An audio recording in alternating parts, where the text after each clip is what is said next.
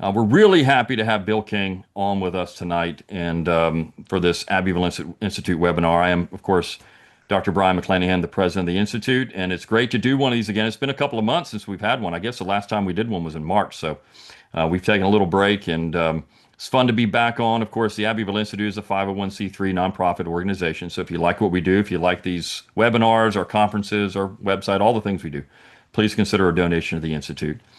This is going to be a lot of fun. We love to talk about Southern music, and Bill King really is an expert on this. He covered the Southern music scene for the Atlanta Journal-Constitution for a decade, and that gave him inside access to some of the greatest bands and that the South has ever known in the modern era. I mean, you're talking about Southern rock, country, gospel, R&B, the gamut, the new wave of Southern rock. We were talking about before y'all came on, but REM and the B-52. So there's a lot of really great stuff that we're going to talk about tonight. Just a reminder, he's going to take questions. So if you have questions about your favorite band, maybe you covered it, or it's the Southern music scene, you can pop them in that Q&A button. You can also put them over in the chat, which for some reason is not working right now, but I'll get that working. So we'll have that going. But make sure you give me those questions. The chat is now up and running too. Make sure you give me those questions so we can have a nice conversation. But Bill, I'm going to turn it over to you for about 20 or 25 minutes to talk about your book and the Southern music scene. We're really excited to have you on here. Well, my name is Bill King, and I live in Decatur, Georgia, which is a suburb of Atlanta. And I spent more than 4 decades working for the Atlanta Journal-Constitution in various capacities, mostly editing in my later years. But I spent 10 years from 1976 to 1986 covering music. And that meant all music, from the Beatles to the Sex Pistols, to whatever. But because it was Atlanta, we had a strong focus on Southern music.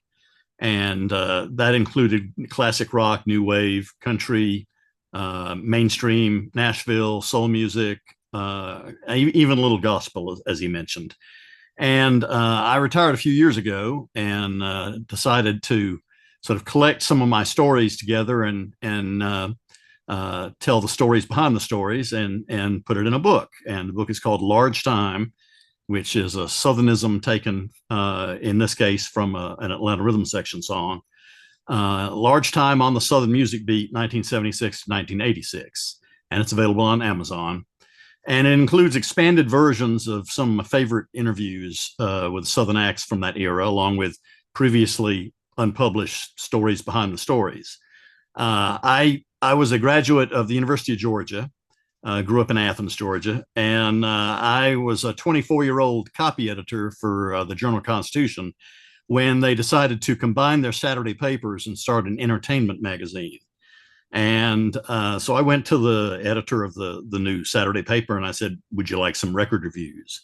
And he said, "Sure." So I started doing record reviews. Then it became one day a week. I worked on my music column, and the other days I was a copy editor. And then Elvis died, and at the time the Journal and Constitution were separate newspapers. It's owned by the same company in the same building, but the Constitution was the morning paper and the Journal was the afternoon paper. Now there's just one paper, but anyway. So after Elvis died, the Constitution in particular rode Elvis hard. We had stuff on the front page every day that week. And that Friday night, while I was sitting there on the copy desk, the city editor came out of a meeting and he approached me and he said, "How'd you like to go to Memphis in the morning?" And I said, "Yeah, sure." And he said, "Take your wife." He said, "It'll be fun." So they wanted me to interview people who knew Elvis and to gather sort of hometown memories of the King for a special Elvis themed issue of that entertainment magazine that was going to come out the next week. So sure enough, the next day, my wife and I flew to Memphis, and we started, trying to find, people that I could talk to. And we went over to Tupelo, Mississippi, as well. And I talked to the lady that ran the Elvis Presley birthplace. And she directed me to Elvis's fifth grade teacher. And I talked to a policeman who was a schoolmate and childhood friend of Elvis. And then I back in Memphis, I talked to the mother of Elvis's last girlfriend. The girlfriend herself wasn't doing any press, but I talked to her mama. I talked to one of the famed Memphis Mafia, the old buddies who hung out and traveled with Elvis, particularly during his movie making years. I talked to the guy at the dealership there where Elvis used to buy Cadillacs to give away. And I talked to the woman who was Elvis's nurse whenever he was hospitalized. And that was a particularly poignant interview. And their memories of Elvis were sweet and treasured and kind of told with the warmth you usually would reserve for a family member. They considered Elvis sort of part of their family. So I got back to Atlanta and I wrote the story up, and it was in the following Saturday's paper. And that week, the Journal, the afternoon paper, had always been the larger paper in circulation. That week, thanks to Elvis, the Constitution passed the Journal in circulation for the first time. And a light bulb went off in the head of the managing editor. And he decided we needed to cover music full time. And he called me in and asked me if I'd like that job. And I said, yes, sir. So I started covering music. And with Macon being not far away, I spent a lot of time in Macon because that was where Capricorn Records was based. And that was the Allman Brothers and the Marshall Tucker Band and Wet Willie and a whole lot of others. So I went to Macon frequently. And basically, anybody who was big in any kind of Southern music, we wrote about. And that included I spent time with the Allman Brothers. They had broken up when I first came on the beat a couple of years earlier, but Phil Walden, the head of Capricorn, used to have this picnic every summer at a little lake outside of Macon, and I was invited, and I took my brother with me, and we were sitting there next to Martin Mull, the comedian, when the Allman Brothers reunited on stage. And so we got to see that. And then a few months later, they started recording a reunion album down in Miami Beach. And Capricorn asked me if I'd like to go down and spend a couple of days with the brothers, as they called them. And I did. So I spent an evening, I visited them in the studio. I spent an evening with them in the mansion in Miami Beach, which was 3 doors down from the famous 461 Ocean Boulevard of Eric Clapton fame. I shared coconut cake with Greg Allman while he regaled me about the recent juice cleanse he'd been through, and it was a fun assignment. And then a few months later, of course, they went on tour, their reunion tour, and they came to Atlanta and were playing the Fox Theater. And I was backstage, and Greg was very, very nervous. He was just jumping up and down, saying he had butterflies, on a stairwell, talking to me, But when he got out there, the audience embrace was so warm that he quickly, got over the nerves. And I wrote, like I said, I wrote about the Marshall Tucker Band and Wet Willie and all of those bands. But I also, of course, wrote a lot about the Atlanta Rhythm Section because they were based in Atlanta and had their studio in Atlanta, where a lot of other acts recorded too.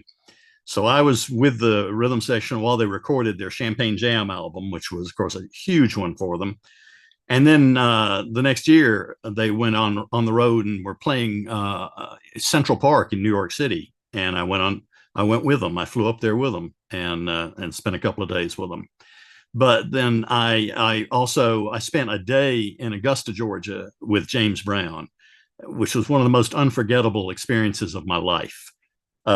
James was such a showman, and it was James Brown performing for an audience of one, me. And I don't mean musically performing, but he was performing. He was selling me on James Brown, because actually his career was in sort of a lull at the time. He was not, at his hottest, but he wanted me to know how important he was. And, he was selling hard. And he he sent his daddy out. We were in his office because that's where his businesses were based, and he sent his daddy out to get fried chicken for us. So I ate fried chicken with James Brown in his office, and then he drove me and my photographer all around Macon, introducing us to people who could tell me, how great James Brown was. And it was a fabulous, fun assignment, and it turned into a really great story. The paper liked the story so much that they actually, the week leading up to it, they placed ads in the paper promoting the story, which they didn't often do. But I also, I visited the Commodores over in Tuskegee, Alabama, spent a weekend with them. Tuskegee was honoring them, and so I got to know them. And Lionel Richie was still with the band at the time. And then a year or two later, after Lionel had broken off and gone solo, I went up to New York City to see him at Radio City Music Hall. I went backstage afterwards. He introduced me to his percussionist, who at the time was not well known, but later became a star as Sheila E. And then we went back to his hotel and we talked until the wee hours of the morning in a private little bar in the hotel. And we ended up, I'm a big Beatles fan. In fact, I've published a magazine about the Beatles for like the last 40 odd years. And Lionel and I started talking Beatles. And we discovered that Paul McCartney was his favorite Beatle and my favorite Beatle. I went on tour with the Oak Ridge Boys, who were at their peak at that time. They were having big hits. Met them in Memphis, saw a show there with them, then went on the buses with them from Memphis to Atlanta, where they were performing the next night. They had two buses. The one bus was for the band, and the other bus was for the crew. I was on the crew bus, and I slept on the bus in one of these little cubicles. I felt like I was a sock in a drawer. It was a very strange experience, but and they were a great band to interview. I mean, they were very open, and then the opening act, believe it or not, for them was Tammy Wynette. And I got an impromptu invitation, no prep at all, saying, "Would you like to go outside to Tammy's tour bus and talk to her?" And I was like, "Okay, yeah." So I had heard that weekend the word had leaked that she and her ex-husband were getting back together, George Jones and recording. So we went. The photographer and I went on to her bus, and we talked to Tammy Wynette for an hour or so. And that turned into a really memorable story too. Um, I interviewed Carl Perkins, the rockabilly star, and he at the time he had recorded some with Paul McCartney, and so he loved to talk about the Beatles because the Beatles basically, after Carl had his initial run of hits, and he was really not doing that great. It was when the Beatles recorded some of his songs, that's what he lived off. They made a lot of money for him. And so when Carl came to town the next year, he had written a song for Paul McCartney while they were together down in the Caribbean, and it had not come out yet. They had recorded it, but it had not come out yet. And he was doing two sets at this club, which was a former grocery store turned country music nightclub, and he had a couple of his sons in his band, and they took me out to their bus, and he and one of his sons performed the song he wrote for Paul McCartney for me before it ever came out. So that was a treat. I found myself going to Nashville 2 or 3 times a year to interview the likes of Barbara Mandrell, whose home I visited. I spent a day with Barbara, and afterwards we were in the backyard, and she was autographing pictures for the record company. And when I first got there, to break the ice, I always used to like to sort of find something in common with performers. And my dad was a big Barbara Mandrell fan. And right before that, I'd been visiting my parents, and my mom was going out of the country for a few weeks. And so my dad jokingly said, "Tell Barbara I'm available May 10th." So I told her that story. and she laughed and she loved it, you know. So then, like a couple of hours later, we're in her backyard, and she's signing these pictures for the record label.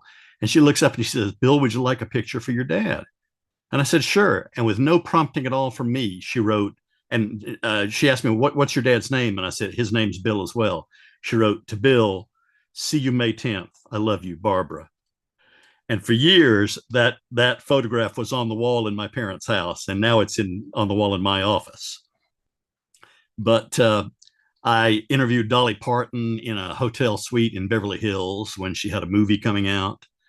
And that was really interesting. And she talked a lot about her husband, who, you know, she didn't often talk about. He liked to keep out of the limelight.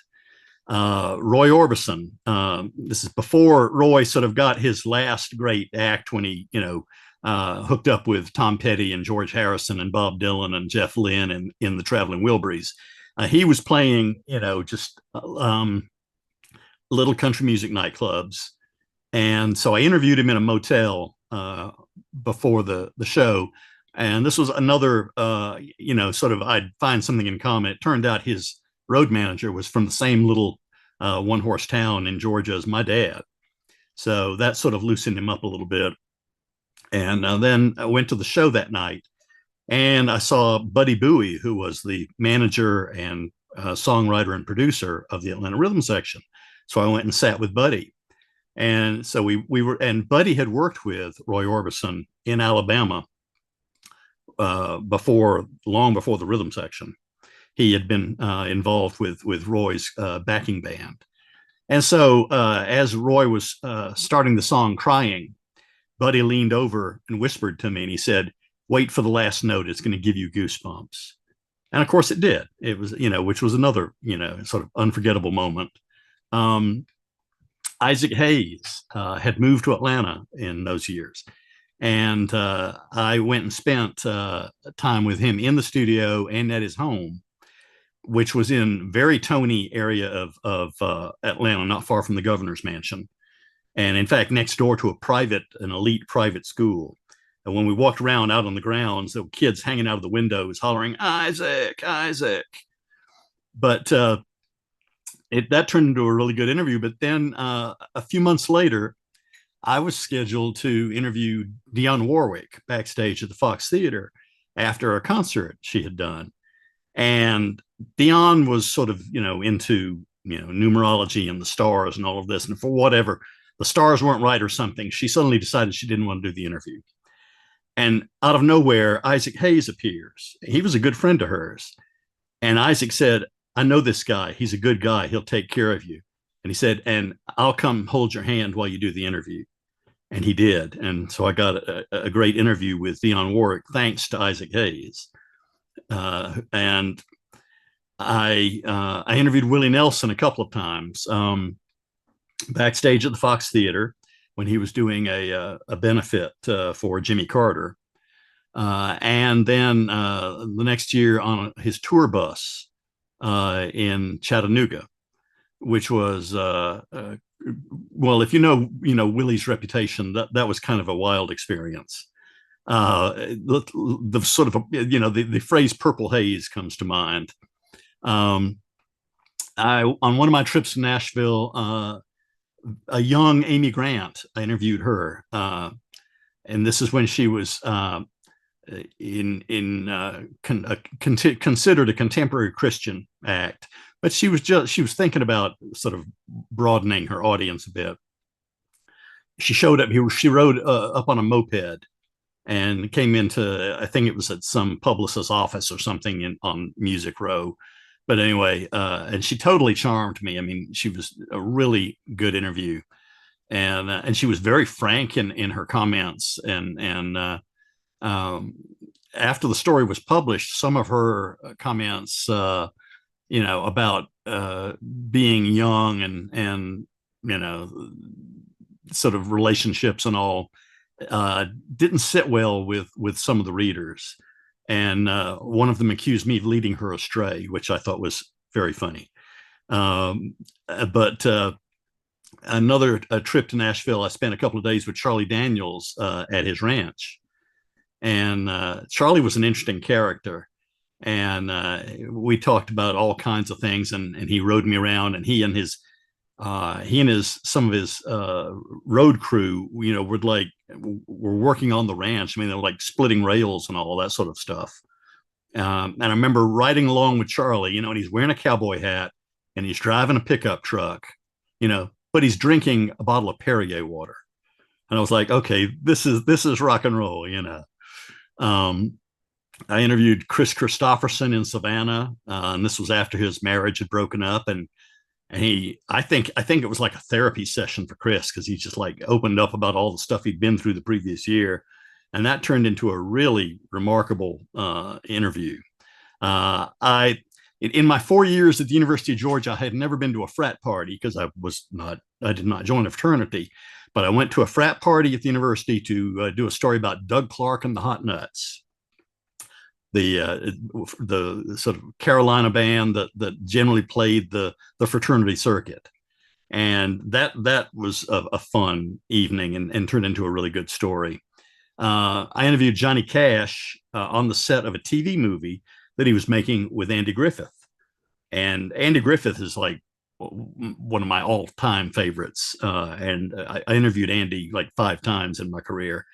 And I had interviewed Andy the day before and down there. But anyway, I got a good interview with Johnny Cash. Um, I went to Myrtle Beach to do a story in the 80s. For some reason, Carolina beach music sort of got hot. And there were all these nightclubs in Atlanta switching over to beach music as their format. And so they sent me to Myrtle Beach to sort of get the original lowdown on beach music, and that was a fun story. I spent an evening with Jerry Lee Lewis, the Killer, who was quite a character, and that was a lot of fun. And it's funny, his daughter of the child he'd had with his ex-wife, was at the time a student at art college in Atlanta, and she was there and she took pictures while we were doing the interview, and we ended up using some of her pictures in the paper. um, I went to dinner with Tanya Tucker after we had done an interview in her hotel room. We went to this very sort of chi-chi Buckhead's a upscale area of Atlanta, this restaurant. And she was, of course, still, she was a down home girl. And when between courses they served us champagne sherbet, Tanya was like, "Dessert already?" And the waiter said, "No, mademoiselle, that's to cleanse the palate." And that was funny. I interviewed Kenny Rogers 3 times, 3 different times. Once, and this is when he was at his peak. Once was backstage at the old Omni Arena in Atlanta. Once was on the set of a TV movie that was being made of one of his songs, "Coward of the County," also in Georgia. And then a few years later, he was back in the Atlanta area shooting his sort of motion picture debut, a movie that was released in theaters. Didn't really do much, but and Kenny and I bonded over the fact that his wife was from my hometown of Athens. I didn't tell him this, but my dad had financed her first fur coat because my dad was a banker. But what I did tell him was that his father-in-law was my dad's mechanic. And so we talked, he was like, "Oh yeah," and he talked about how much he knew about cars and all. So that, like I said, I always liked to sort of, get into something that, we had in common, something with an act. And of course, being from Athens, I sort of kept track with what was going on there. And so I knew there was this band called the B-52s. And I went over and I had tea with the B-52s in a little vegetarian restaurant where a couple of them still worked. This is before they were anybody. Nobody outside of Athens really had heard of the B-52s. And that was the first of several stories, I did on them. But and I at one point, when after the B-52s had hit, and Athens was being viewed as sort of a new wave center in music, sort of like the Liverpool of new wave music. Uh, the paper sent me to Athens just to do a story on the music scene because there were more bands in Athens than you could, count. And the whole Athens music scene had sort of grown out of the University of Georgia's art school. Um, but so I was interviewing all these different performers, and I'd ask them all, well, which Athens band, do you think could make it, like the B-52s have? And everybody said REM. And I had an interview scheduled with REM like the next day, and I interviewed them in a house block over from where I went to seventh grade, and where several of them were living. And one thing that struck me about REM was most of the people I had interviewed that week in Athens were into music for the fun. I mean, they like to dance. It was a dance music scene, and all the musicians, were into it for fun. The members of REM struck me as being serious about their business. So I was not at all surprised when they started catching on, and I'd interviewed them over the years several times as their career sort of progressed. First, sort of college radio discovered them, and then finally they, had some big hit records and big selling albums. So it was, a fun career. I mean, I got paid for basically, listening to music and talking to people about it, and that's kind of hard to beat. Yeah, I mean these are great stories. Somebody asked if all these juicy details are in the book, and I said yes. You told me that beforehand, and I said, but our agreement was to keep it G and PG. But you said there's a lot in the book that I'm not going to talk about here. Yeah, So yeah, there's things, yeah, the funny thing is that, and I won't get into specifics, but the band members, members of these various acts, particularly the rock groups, uh, they'd seen me so much. I went down to Macon so often. They knew me, or I, if they were based in Atlanta or whatever.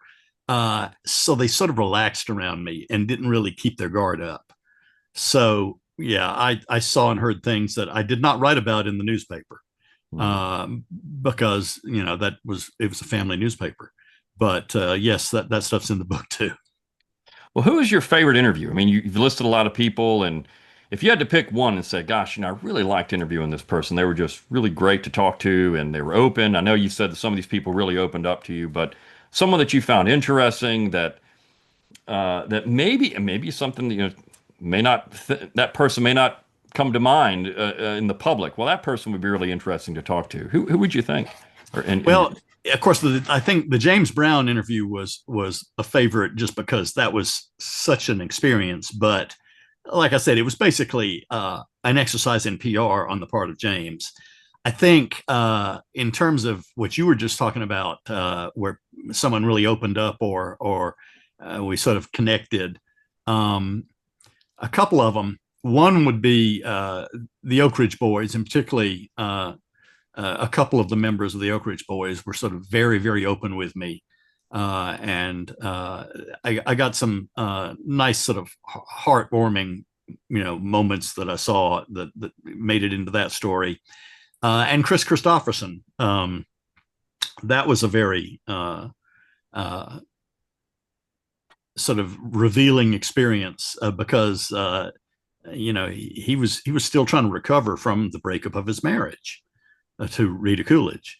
Uh, and But probably my favorite overall, because I talked to him many, many times, and in fact, the book is in part dedicated to him, was Buddy Bowie of the rhythm section.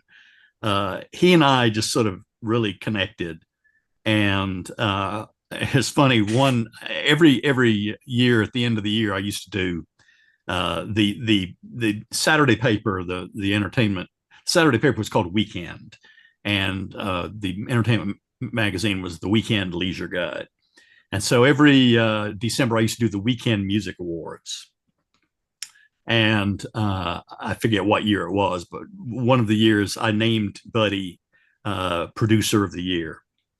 And I got a handwritten note from him that just said, "You make me feel so proud."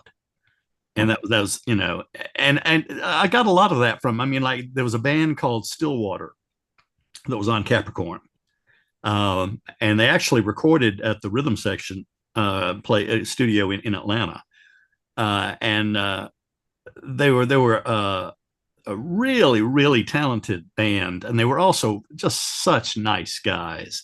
And my wife and I hung out with them several times when they were like in town performing at various things. And but when I first wrote about them, and I had gone down to Macon, had lunch with them, rode around with them, in a car where every time we took a turn, the beer cans on the floor of the back, would shift from one side to the other, But after the story was published, they also wrote me a handwritten note thanking me for taking time out, to write about them.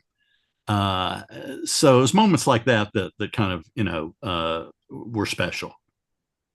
Now, before we started recording, we were talking about Southern music, and and you said, "Well, gosh, I mean, just Southern music is American music, babe." I mean, but what is it about Southern music? And you did all these diverse acts, and you went all over the country, and you were talking about that. These bands were popular in New York, these bands were popular in California, everywhere you went.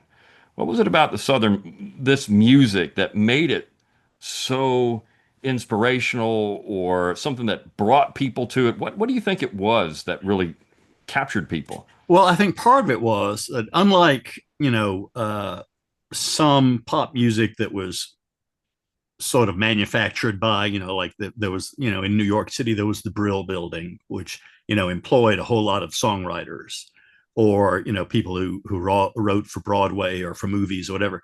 Most Southern music was basically just everyday people, quite often poor, who had grown up poor, just expressing their thoughts and their feelings through music.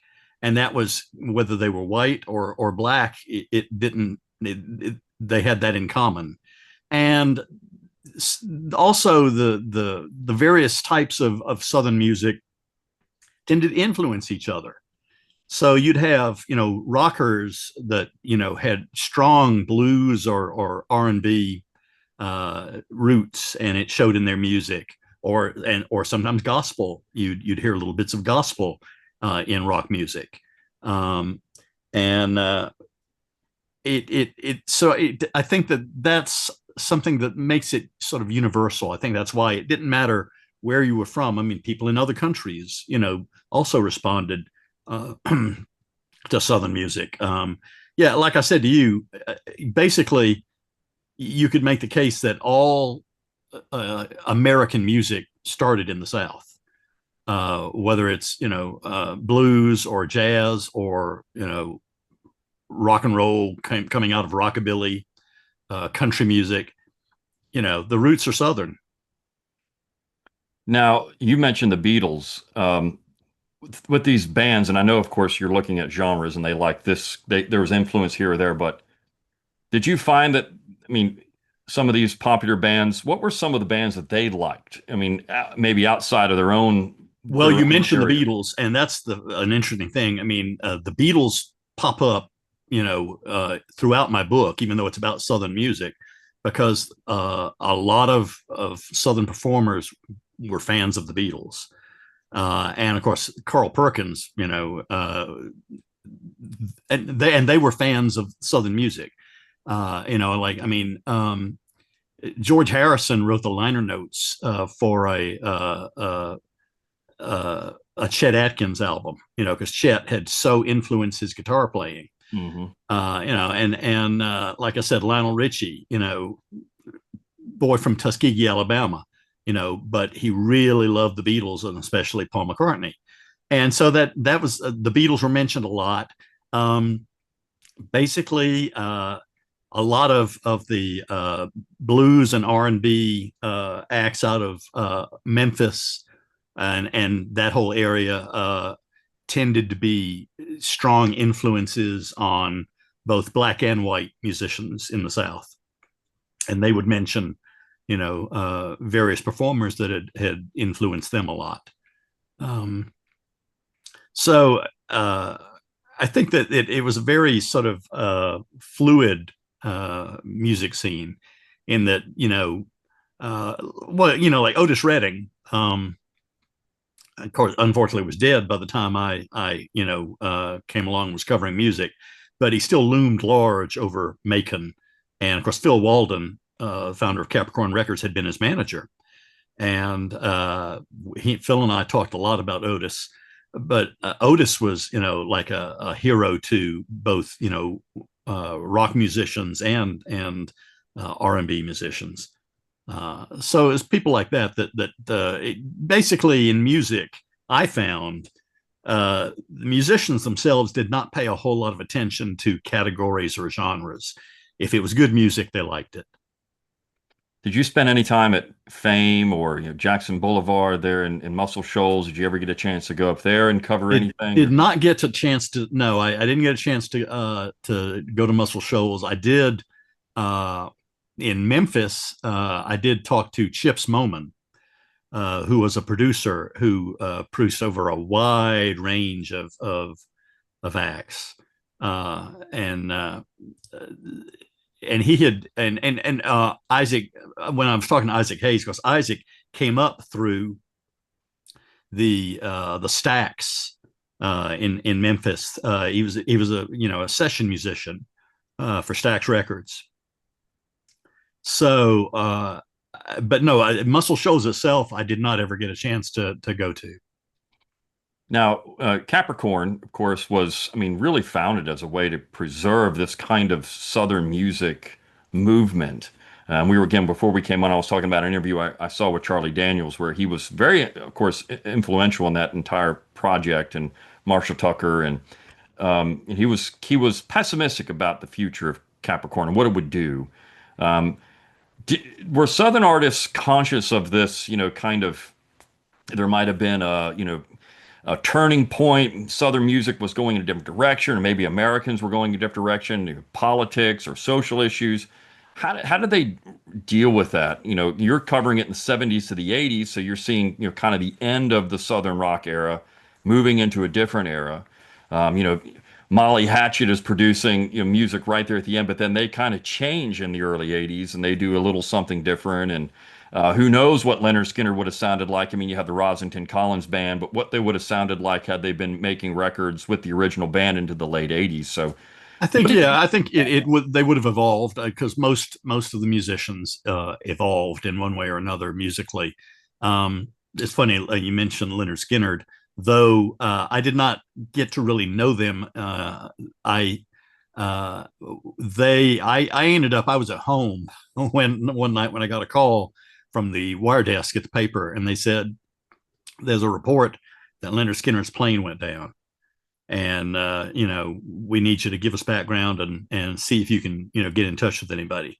And so I spent that evening in my kitchen on the phone, and I actually before the wires had moved the confirmation that the members that were dead, I got it from a woman I knew who was good friends with them, and I was calling the wire desk and feeding them stuff.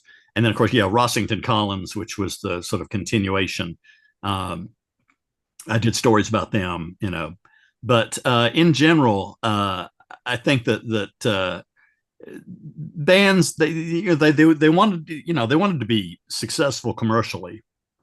I mean, 38 Special, was a hard rocking band, but they decided they wanted to have some hit records, so they got connected with one of the rhythm section's engineers, and he produced what basically turned into their hit singles, and they were recorded at Studio One in Doraville, the home of the rhythm section.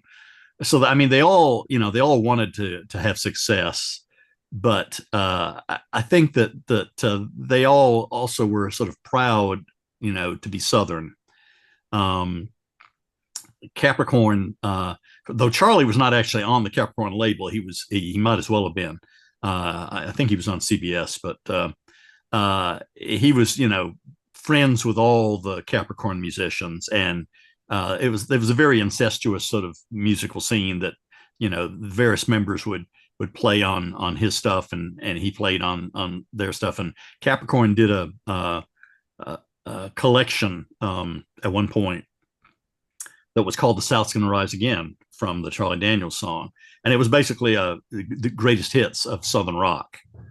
And at the time I reviewed it, I talked about in my review, but there's a lot more to Southern music than Southern rock, and a lot of people at the time used to dismiss Southern rock. They called them, they'd refer to boogie bands, Southern boogie, and yeah, I mean, there were bands, that basically were dance bands, that you would see like in clubs in college towns and stuff, but of all the Capricorn acts, the only act that really came sort of close to being a Southern boogie band was Wet Willie. If you look at the Allman Brothers, their music is, there's so many influences in there, blues, jazz, R&B, all kinds of stuff is mixed in there. So it was also this delicious gumbo, that they served up, and they were aware, Southern musicians were sort of aware of the scene and sort of their place in music, and they were proud to be, and this is both the black acts and the white acts, they were proud to be, from that part of the country. Are there any artists that you think deserve more recognition than they got, that you covered? Somebody that they didn't have the commercial success or the overall success, but you thought, gosh, this band really should have had it, and they just didn't? That band Stillwater that I mentioned, they were a fantastic band, and they should have been really, really big. And they unfortunately signed with Capricorn in its days when it was going down. Capricorn was a victim of, the record industry sort of had a reckoning there in the late 70s and early 80s, and Capricorn was sort of overextended financially, and there was a lot of other stuff went into it. And in fact, there's several chapters in the book that deal with the whole Capricorn story and Phil Walden. But Stillwater was a band that should have been big, and that's basically the sort of the tagline of my chapter on them is this should have been a really big band. Are there any, who would you say is the most underrated Southern artist? That's a question from the audience. Underrated, somebody that just didn't get there. I mean, again, it's not who should have had more commercial success, but someone that just was, not recognized as being as great as they were. Let's see. The person mentions Gary Stewart. Asked if you ever interviewed Gary Stewart, but I don't think so. Gosh, underrated. Well, I mean, I'd say a lot of Southern musicians were underrated because, like I said, that a lot of it sort of, particularly people in other parts of the country, were trying to lump everything together, under the Southern boogie uh, umbrella. But I'd say that there were probably a lot of people in Nashville that did not get the recognition that they deserved, and because a lot of people in Nashville basically made their living, as session musicians, and were songwriters, and a lot of them were really very talented, and should have been bigger. Some of them sometimes had hits on their own. There was a guy from Atlanta. This may be the answer to the question. Paul Davis. And Paul Davis did have a couple of really big hits, but he was a really excellent musician and songwriter, and a really nice guy too. And I don't think he ever got the recognition he deserved.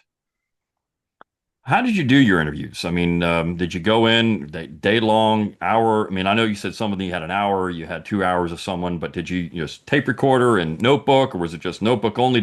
Were they guarded about having any kind of audio recordings with this? No, most of them were not, surprisingly. I mean, Carl Perkins and his son, they're playing that unreleased song for me, and I've got my little cassette recorder sitting there running. They didn't care, you know. Well, no, you know, a lot of them. It's funny. Like I did two stories on BB King, and I never met BB King.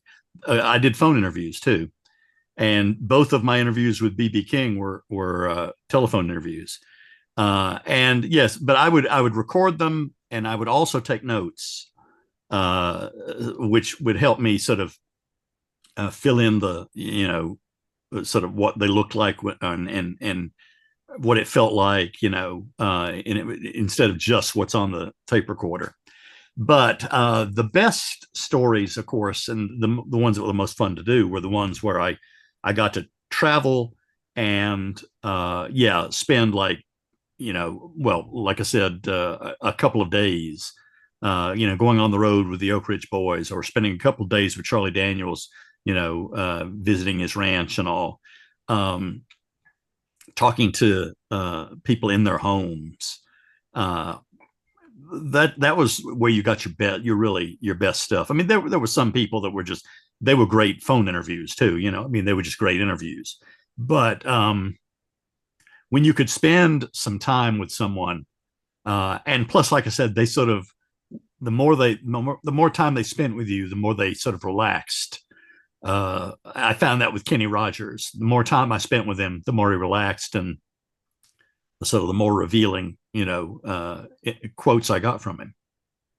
Now, I know you mentioned James Brown was, you know, PR from the beginning. I mean, the man lived a PR life.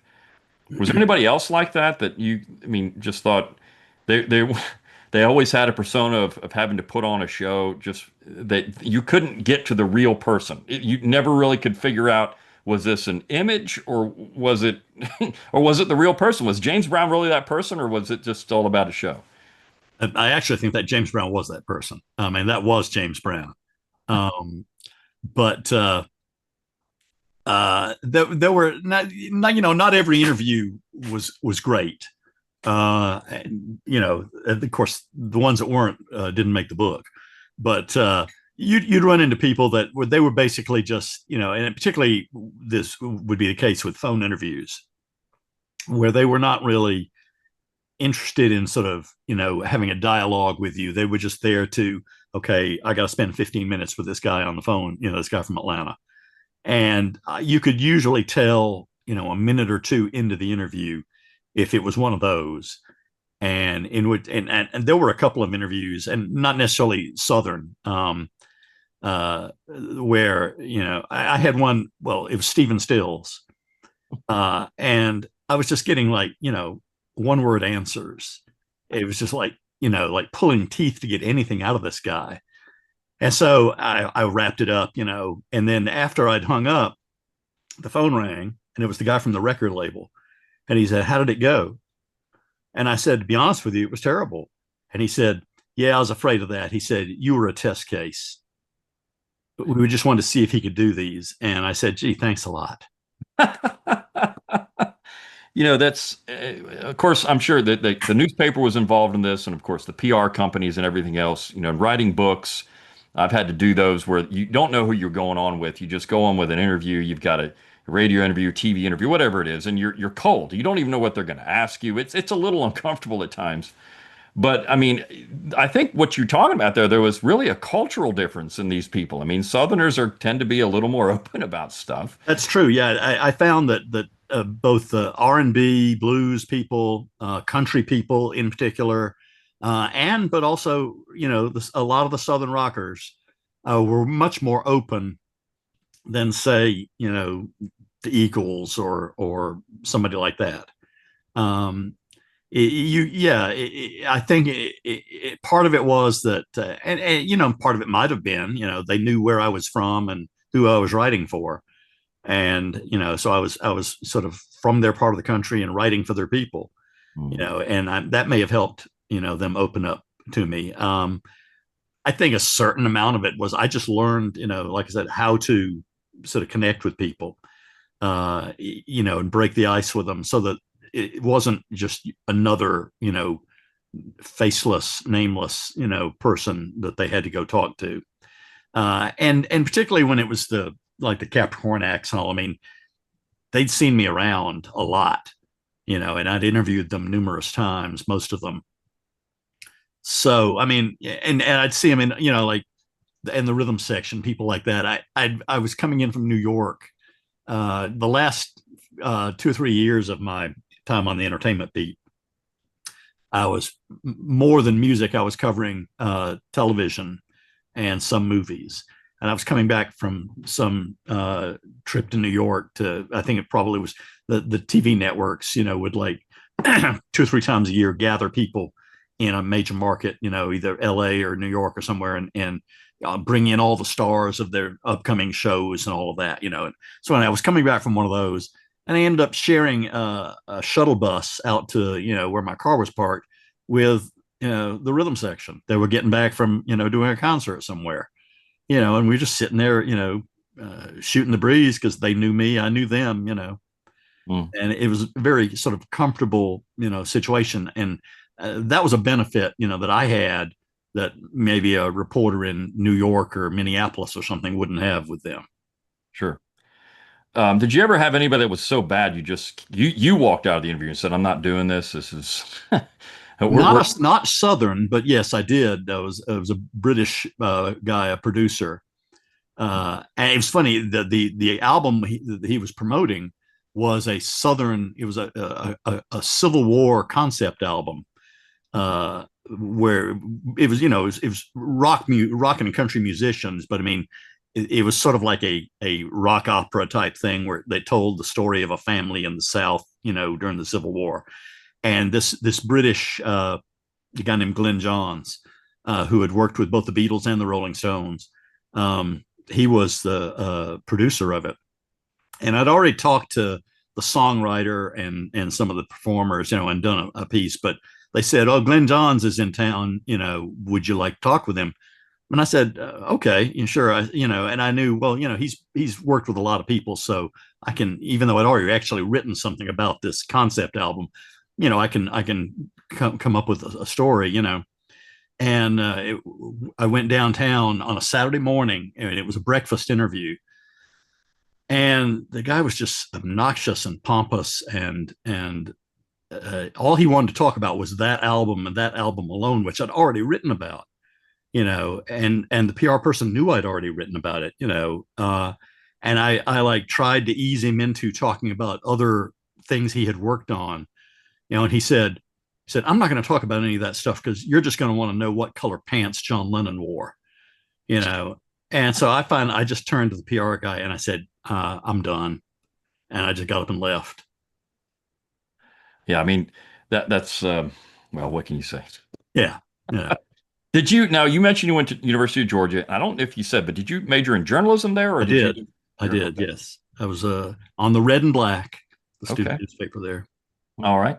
One question is, do you ever interview people like Johnny Paycheck or David Allen Coe or Billy Joe Shaver, any of these, or Towns Van Zandt? Any some of these are Texas artists, but anybody like that or I think I did a phone interview with Towns Van Zandt. Um, I did. Oh gosh, who was it? From Texas. Oh, Kinky Friedman. I did an interview with Kinky Friedman, who was from Texas. Uh, actually, oh gosh, I just went blank on the name. This guy had a bunch of really big, real soft pop hits. And he was actually from Texas. I thought about including him in the book, but I decided he didn't really fit in musically with all the rest of them. So he sort of uh, was cut. Um, now that college music scene you brought up, I'm living in Auburn, Alabama, so but it's changed. I mean, it used to be different. I don't think there really is a college music scene anymore. Um, Not like it used to be. What you mentioned that these, in Athens and these bands were, interested in dance. Was that generally how it was in the South, or was it unique to the area? If you went, I don't know if you went to any of the college towns and did that kind of thing. I don't think all college scenes were the same. It kind of depended on the town. In Athens, the music scene sort of, like I said, grew out of the University of Georgia Art School. These were art students for the most part, and and they just and dancing was their thing. And but I mean, Athens itself, its music scene evolved. I mean, eventually, Athens was home to Widespread Panic, Hmm. which is still a giant band. They Hmm. don't live in Athens anymore, but but the Athens music scene, yeah, was initially, I think, heavily tied to the art school, and that probably wasn't the case in every college town. And but I mean, bands like, I mean, well, another guy that lives in Athens that is a very well thought of musician. He's never had giant commercial success. Is a guy named Randall Bramlett, and Randall was has done a lot of albums on his own. And he also was a member of Sea Level, which was sort of a spin-off band from the Allman Brothers that Chuck Hmm. Leavell had. I spent a lot of time with Sea Level and talking about them and talking to them. But Randall Bramlett, he came out of the sort of the blue-eyed soul scene that was bands that toured the South playing college dates, playing for fraternities. He was a member of a band out of South Georgia called King David and the Slaves. And he got to be real good friends with a guy who was from Athens, a guy named Davis Causey. And he and Davis decided they wanted to make music together. So Randall moved to Athens and fell in love with the town, and to this day still lives there. But so that sort of whole the fraternity music scene, a lot of those guys, a lot of the people that later wound up in more prestigious bands, they got their start playing dances, doing like Motown songs and all, so I think that it kind of, there were things about Athens that was unique, but college, I have a feeling college music scenes in general had a lot to do with drinking and dancing. Sure. Now you mentioned, of course, Marshall Tucker Band. Did you do a lot with them? I mean, Did a one of my favorite Southern rock. Doug Gray is such a fantastic vocalist, and Toy Caldwell is just, I mean, so good. But There's any a interesting way things? back in on the back wall back here. There's a picture of me and Tori Caldwell Okay. among the pictures my wife is on. But yeah, I talked to Doug. Doug was a really good interview. That was the first time I ever interviewed him. I was in Macon doing a general big piece on Capricorn, and they asked me if I want. They said I can get one of the Tuckers, as they called them, on the phone. And so he was in Spartanburg, where they were from, and he was like, it started raining, and he was in his boathouse, and you could hear the rain, pinging off the metal roof and all, and I said, I'm sorry you have to, go through this to talk with me. And he said, oh, I love this, and he was a good, he was always a good interview, always good for quotes. But yeah, so I interviewed members of the Marshall Tucker Band several times and saw them in concert, numerous times. Yeah, I mean, I think one of those bands that in my estimation, underrated. I mean, they're not as popular as Skinner or Allman Brothers, but I mean, just so good musically. And And also musically very diverse. yes, yes, just a fun band to listen to. But well, this has been great. I know we tried to keep it to an hour, and great stories. You mentioned Cadillac and Elvis at the beginning. My wife is a huge Elvis fan. There's other people, but in Gatlinburg, Tennessee, there's an automobile museum there, and there's an Elvis Cadillac in there. When you mentioned that, I thought, I wonder if that's one that you got there. But they have one of his cars, and the other individual that is one of our music people is from Tuskegee, and in fact, his family owned a clothing store there, so they had a lot of the acts come in and out of their clothing store a lot. At times, and so he always has fun stories about that. But It's this, funny. One of the Commodores was named William King, mm, and I was I was doing a story. I was in an Atlanta recording studio, uh, and and somebody brought the phone to me and said, "There's a call for you." And this is the woman that was the owner of Bang Records, and she starts going on into this conversation I know nothing about, and suddenly it occurred to me. I said, "Oh, you want the other William King?" and William King of the Commodores was there, and I said, I think this calls for you. That's great. Well, I mean, this has been a lot of fun. And the book, as you said, can you go through the title again? It's on Amazon. I'll send it to If everybody you that's yeah, if listening. you go to Amazon and you search Bill King large time, it'll come up. And I encourage everyone to buy it and get the stories. And, Bill, thank you for coming on with us. And like I said, this will be on It's been YouTube, and fun. so you can share it around, and hopefully you'll sell quite a few books out of it. And this has been a great time. So it's been a large time, I'll say that. It And has been. all right. Well, Appreciate it. thank you very much. And thank you, everybody, for participating. And we'll see you next time for the next one. See you then. All right, thank you.